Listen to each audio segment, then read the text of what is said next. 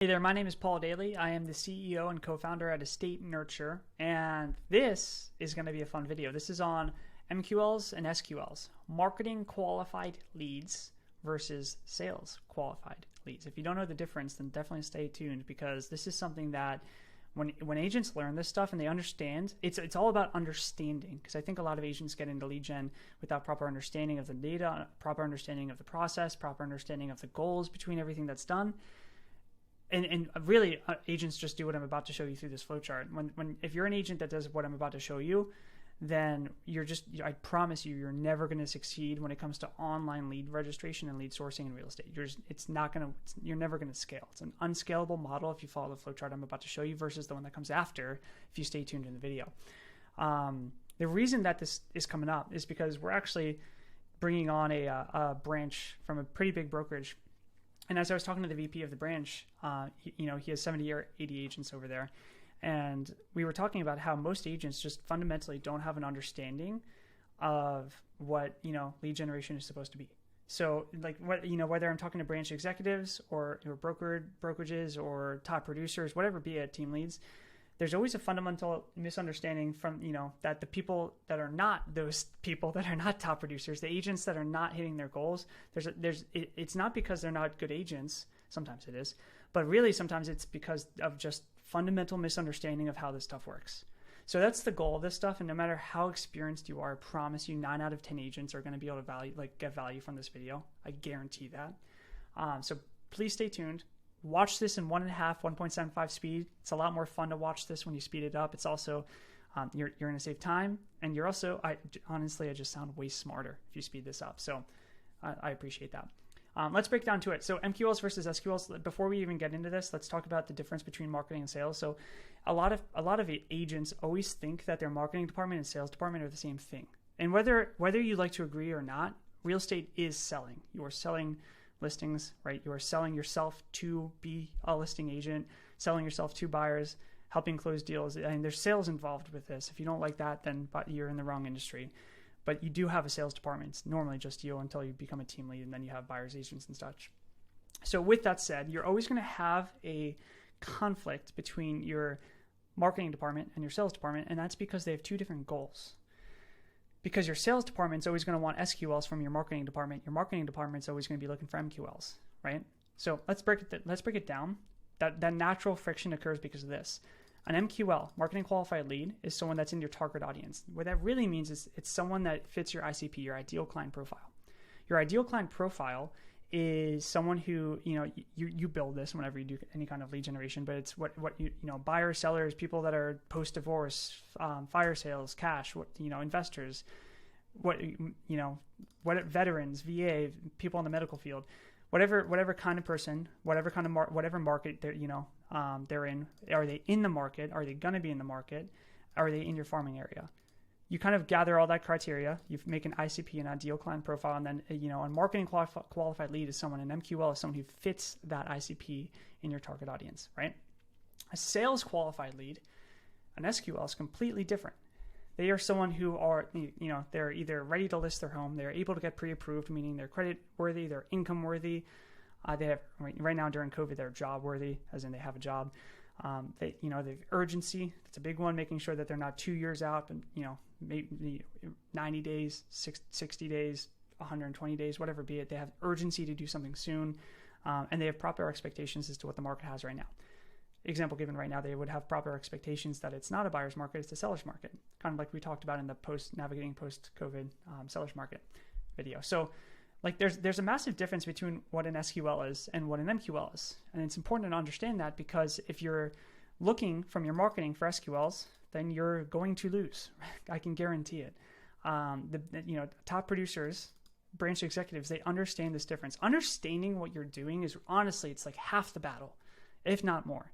Because the rest of it, once you have proper understanding, everything starts to fall in place. The way you speak to people starts to fall in place. Your conversions start to get better. Everything just starts to come to fruition, and everything starts to become fruitful when you actually understand what you're doing. So that's MQLs versus SQLs. Just understand that there is friction, natural friction, always between the two because they have different outcomes. Your marketing department and your sales department should never always be in complete alignment. It means you're doing something wrong. A great department, they have less friction, right? Because they have great communication. But if they're the exact same thing, then you're doing one of them wrong. I can guarantee that. Moving on, right? So let's get into it. Let's go into the flow chart. So this is what most agents are doing. And it's what I want to make sure you're not doing. If you're doing this, then I guarantee you're not going to be converting at the level you want to convert at. You're not going to be able to scale your business without throwing tons of money into it. And overall, you're just going to burn out, right? This is what I call them type 1 or type 2 agents do. Agents that are closing 1 or 2 deals a month on average. This is what they're looking for, and this is what they're doing. And that is, they're sourcing leads. I talked about in the Unsexy Truth of lead generation, the difference between unforced lead gen and online lead sourcing. So I'm not going to go into it right now. But, you have your realtor.com, your Zillow, your unforced lead gen, lead reg, and then you have your online lead sourcing, which is your bold leads, Facebook ads, Instagram ads, YouTube ads, PPC, etc. You also have your online sphere of influence. That's organic. That's why it's a different color. I'm not going to talk about that too heavily right now in this video. But, from here on out, what a lot of agents are looking for are sales qualified leads. If you're an agent, here's the key, right? This is the sauce. If you are an agent asking about quality lead, I have a problem saying that word today, quality leads. If you're looking for quality leads from your lead sourcing, like from the ads that you're running or whatever, but if you're looking for quality leads out of the gate, you're losing, guaranteed. Because realistically, it just doesn't work that way. That's called an instant gratification deal, and you're going to only convert at, proven fact, you're only going to convert at about 0.5 to 1% on average for every lead you create. So if you create 100 leads, you might close 1. If you create 200 leads, you're going to close 1 or 2. It's because you're looking for SQLs from your marketing. You're not understanding the process taking place. So agents like this, right? Realistically, what they're looking for is they're looking for someone that they can just get into a deal with. They're looking for someone that really just, right time, right place, wants to close. And it's as lucky as it sounds. And because of that, it's not effective. If you're doing the system, I have it over here, you're always going to be living a life of mediocrity in real estate because you're always needing, here's the key word, you're always needing quality, let's say QLs. I can't get that word out today. You're always needing QLs, right? And if you need QLs, then if you need them, if you depend on QLs, then yeah, your business is not as good as someone who can create QLs. It's a big difference, needing QLs versus creating QLs, which is what I'm about to show you. Now, it all comes down to understanding the difference between an SQL and an MQL. So if this is you, if you're looking for a quality lead from your marketing department or from anyone doing marketing for you, if you're looking for just straight out quality coming out from that so that you can get into a BBA, a listing agreement, whatever, and get your deals, that's not the way to go about this. I can't tell you how many thousands of conversations I've had with real estate agents at this point, probably tens of thousands for our actual team. And really what we've learned is anytime an agent's coming out looking for a quality lead sourcing company, they don't have a good understanding of how this stuff works. Nothing against the agent, nothing against you if that's you. It's just understanding that there is a fundamental process that has to take place for an SQL to come from an MQL, right? And most agents just don't understand that. And it's because a lot of agents don't have understanding of how marketing works. They don't have a proper understanding of how business works at an ecosystem level. So that's what we're about to get into. So I just spent the last 7 minutes dogging on 9 out of 10 of the agents that we talked to. Let's talk about the 1 out of 10 agents that are really successful, what they're doing, and what you need to start implementing to have more success, whether it's with EstateNurture, whether it's with another company, whether it's you doing it on your own. This is what you need to start implementing. It's up here. The difference is this is creating quality leads. This is how you source QLs effectively, right? So the difference is you're not depending on quality leads like you are down here, which is literally crapshoot. You're waiting for luck to strike. This is how you create opportunity. It's not just by paying. A lot of agents think that when they pay, they deserve quality leads right off the bat. It's not the case. Your money does not entitle you to someone's business ever. Trust me. We spend a ton of money on our marketing, never entitles us to real estate agents' businesses, and that's to business from real estate agents. And I'm understanding of that. I never think to myself, wow, I paid for an appointment with you. You should sign with us. But for some reason, a lot of agents think that when they pay for something, they deserve quality leads coming from it. and business coming from it. It's not the case. Leads are leads. Remember that. That's all a lead is. It's someone who submitted a ticket or an inquiry, and from there on out, you have to win it, which means you have to beat out the competition. You have to win the trust of the person you're talking to. You have to give them value. You have to really build a relationship with them. It's what successful agents do. So let's talk about how that's done. Let's talk about how they create these QLs. So same online sourcing, right? We'll get into online SOI, sphere of influence, a little bit here. But they understand that it's just an MQL. It's someone over here that, it fits their ICP. They're in the target audience. That's all it is. Top producers, branch executives, really, really successful agents. They understand that these are just MQLs when they come in.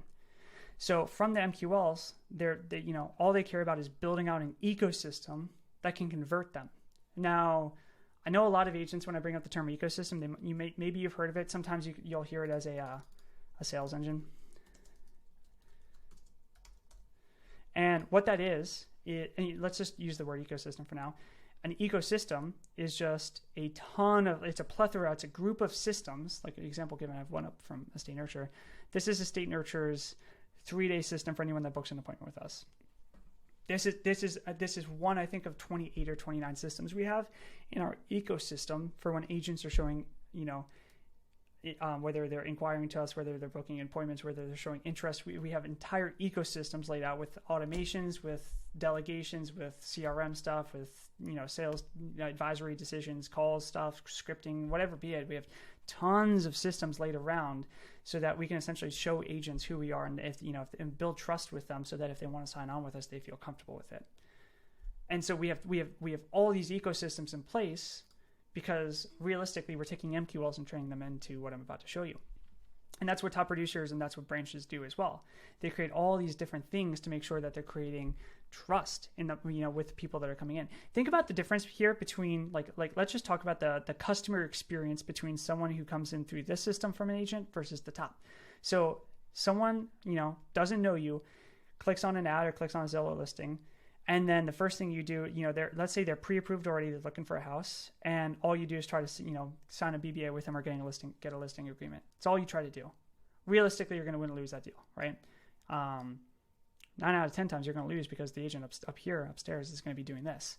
That same person comes in, they're taken as an MQL, and they're put into an ecosystem where whether it's a Facebook group, whether they're getting YouTube videos, whether they're getting really good touch points, whether it's an ISA working them, automations, whether, free ebooks, whatever it is, like all these things are happening.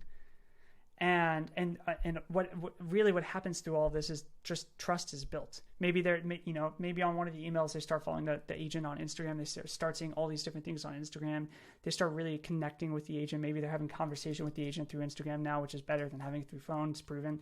All these different things are happening because this person, this prospect that came in as an MQL, before they're ever pitched on next steps, before they're ever pitched on getting a brokerage agreement or getting pitched on a listing agreement, whatever be it, they're having trust built. This agent is building rapport with each prospect. He's making his touch points. She's making his touch points, whatever be it, I'm sorry. And they're going into the conversation, building trust and authority as the go-to person in the market. So when they say this is what you have to do, since they have trust and authority, the person believes them. The prospect believes them versus the person down here who's just kind of, this is a selfish process. Right, and there's no value to the prospect in this process, only to the salesperson, to the real estate agent. And I'll straight up say it: this is bad practice, right? Versus up here, top tier agents, diamond tier, top producer agents, they're focused on the ecosystem. They're making sure that prospects want to work with them before they start to get into qualification. I think one of the things that frustrates me most is I can't tell you how many agents I talk to, and I've never actually talked to a successful agent that said this. It's always the unsuccessful agents that say this, and I don't mean to call anyone out on that, but whenever anyone says this kind of prospect is not worth my time, they're 9 out of 10 times not hitting their goals, or they're not a top producer, or they're not really doing well in real estate most of the time. The best agents I talk to, no one is not worth their time. And really, at a certain point, if someone's truly not worth their time, they have buyer's agents or whoever be it that can help that person because they manage teams at that point. And realistically, it's because they don't qualify before they actually, before they do this.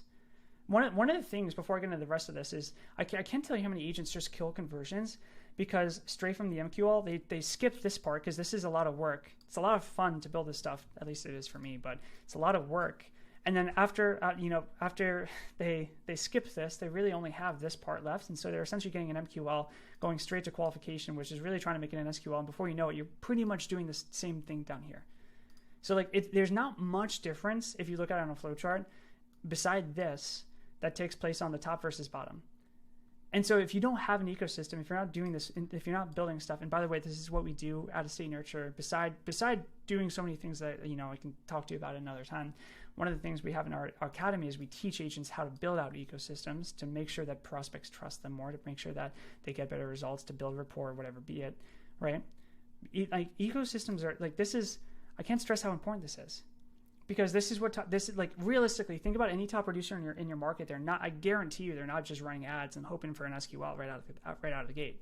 Like think about the top people, whether it's Tom Ferry, Ryan, blanking on the last name in New York, whatever be it. They have massive YouTube channels where they're just like, building trust. They're definitely building authority in the market. People like, it'd be stupid not to work with them kind of things building rapport, because especially on video, if you ever do it via video, organic YouTube, people start to really understand who you are and really feel a connection with you, or lack of connection, whatever be it, depending on how you do it. All these things start happening, right? And then by the time you make touches, like, yeah, they're going to want to talk to you more. And then, once they trust you, once they feel like, and once you are the go-to person, then yeah, it's a lot easier to set expectations. It's a lot easier to get them pre-approved. Let me rephrase. It's a lot easier to get them to want to be pre-approved, right? To want to talk to your lender because they trust you. Versus agents that skip this stuff, and a lead comes in, they have no idea who you are because they've never heard of Agent X, and then Agent X is like, well, you have to get pre-approved before you talk to me. Why would they do that? You haven't done anything. That's just selfish. That's what we're trying to avoid, right? So an MQL, right, comes in, ecosystem works them, right? That that can be so many different things. Evergreen Facebook groups. That can be LinkedIn automations. And there's hundreds of things you could do here that we could help you build. And then from there on out, then you can focus on qualifying. And that's I think the coolest thing about it is now you're qualifying for people that actually want to work with you, right? That's actual qualification. You're qualifying people that want to work with you. Most agents qualify people that have no care as to whether they work with you or not, right? These people want to work with you. Now you're qualifying whether they can work with you or not. And then there are three outcomes. You DQ them because of timing. Maybe their credit's not there. They can't get pre-approved, whatever be it. Then you throw them back in the sales engine, the ecosystem, and keep working them. Make sure you have your touch points until they can come back and they have better credit, but have better income, whatever be it.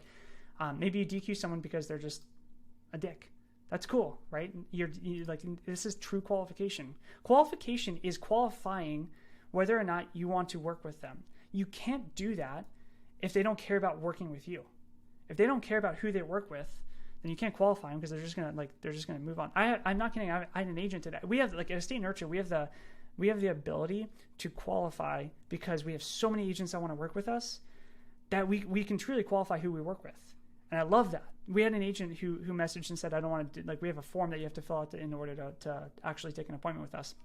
And we had an agent who said, I don't want to fill out the form. Can I just show up to the call? It's like, no.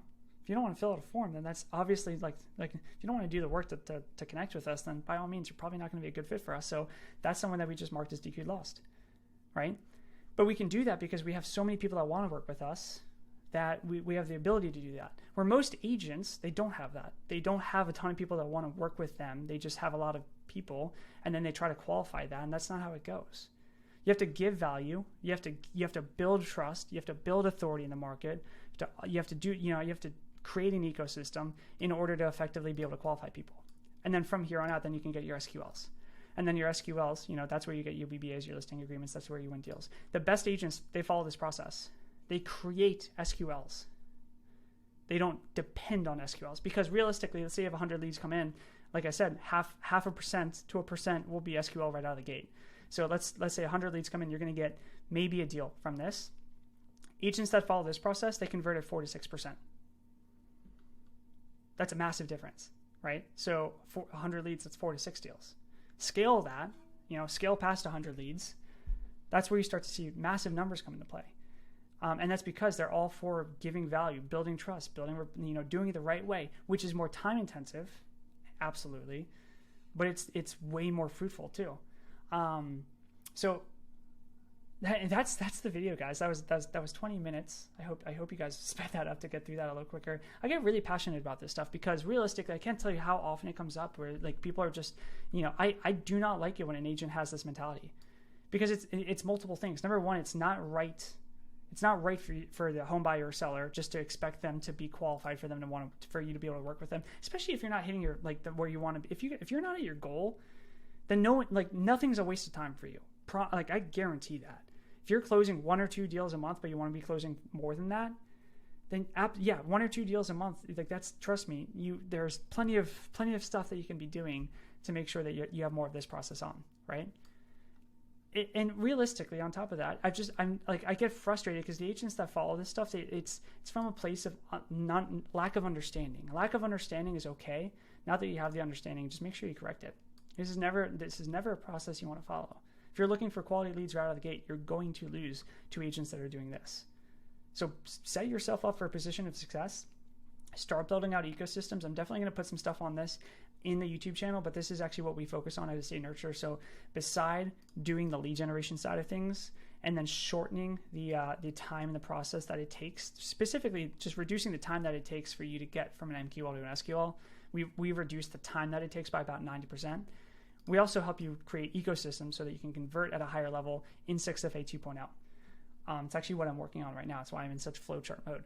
So if that's something that you don't have in place, then by all means, talk to one of our advisors, because or maybe just start looking at agents. Here's a free way to do it. Start looking at agents that are doing things right now that you might be able to mimic. I don't want to say copy, but at least kind of take ideas from, or come to us and we know how to do it, proven, and you can just take our strategies. So whatever works best for you. But that's it. That's MQL versus SQL. Just understand that there's going to be friction. Understand that there is a process to this, and that marketing is not trying to create SQLs. It's trying to create MQLs, and then your actual sales ecosystem, your sales engine, right? And the other analogy that sometimes this works really well for, it's all about making it click in your brain, right? Is if you look at your ecosystem as a sales engine, all leads are is gas, right? Gas, you can look at premium versus not low mid grade or whatever, be it 89, 93, whatever the numbers are, 87. It's a little bit of difference in performance, but realistically what actually makes the outcome, what makes the performance, is the engine that you're putting the gas into, right? So maybe there's a slight difference in lead quality between Zillow and Facebook ads, but realistically, if you have a good sales engine, it's going to be very, very hard to notice because the sales engine is doing the majority of the work. Is that fair? And so you're shorting yourself, and you're shooting yourself in the foot if you're depending more on the lead gen source than you are on your own sales engine. This is also where you start to create dependency, because once you have a sales engine, it doesn't matter where you source leads from. You can, unless you're just sourcing leads in a bad way, just the wrong way. Unless you're sourcing leads the wrong way, then dependency comes from having your own sales engine. This is called an asset. So if anyone was to ever buy your business, what they would look for is the asset that you have for client acquisition, which is your sales engine. Right?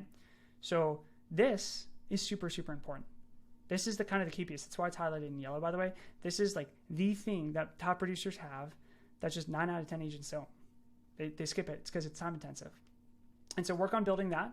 And I promise you, once you build this and once you understand the difference between MQLs and SQLs, things start falling in place.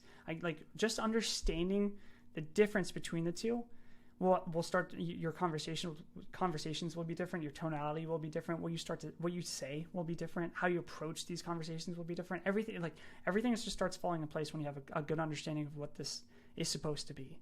So I hope this was informative. If you liked it, leave a like on the video, comment it, email me, paul@EstateNurture.com, give me thoughts.